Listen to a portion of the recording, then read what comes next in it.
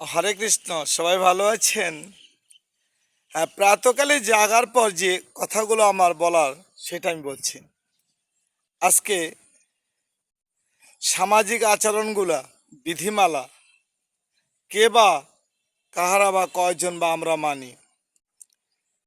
আমরা তো ধর্মের দিকে অগ্রসর না হয়ে অধর্মের দিকে ধাবিতমান। না আছে সদাচারী, না আছে আচরণ বিধিমালা, না আছে নিয়মাবলী। যার যেমন খুশি তেমন করছে। অনেকেই মনে করে যে বা আমরা মনে করি যে হয়তো আমি মহান কিছু হয়ে গেলাম, কিন্তু আদৌ কি এটা ঠিক না? মোটেই ঠিক না। এটা মনে করা যাবে না। সামান্য ধন বা ধনী বা মান বা মানি, অল্প জ্ঞান বা জ্ঞানী, এটা কি মানুষের জীবনের সব? না, কখনোই সব নয়। মানুষের জীবন সব হবে যখন ভগবানের সব কিছু হয়ে যাবে, তাই না? এই সামান্য একটু আচরণ আমরা করতে পারি না, তাহলে মৃত্যুর পর ভগবানের কাছে গিয়ে আমরা কিভাবে ভগবানের সেবা বা পূজা অর্চনা করব। ভগবান যদি আমাদের ভালোবেসে নিয়ে যায়, গিয়ে বলে তুমি একটু আচরণ নিয়ে চলতে হবে, আমি তো এই জাগতিক আচরণ বলে কি বুঝলাম না,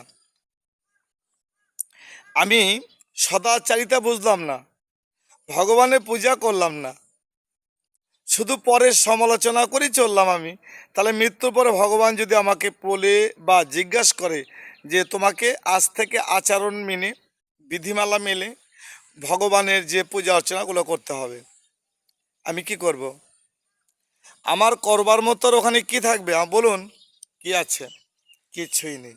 হ্যাঁ, তাহলে এই সামান্য জ্ঞান লাভ করে আমি যে অহংকার দেখিয়েছি বা অহংকার করতেছি, এটা কি ঠিক?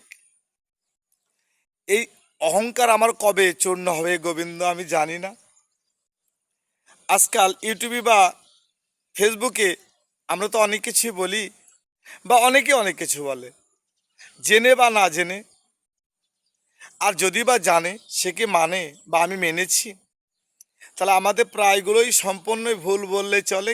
আংশিক জন্মটা আমাদের সত্য।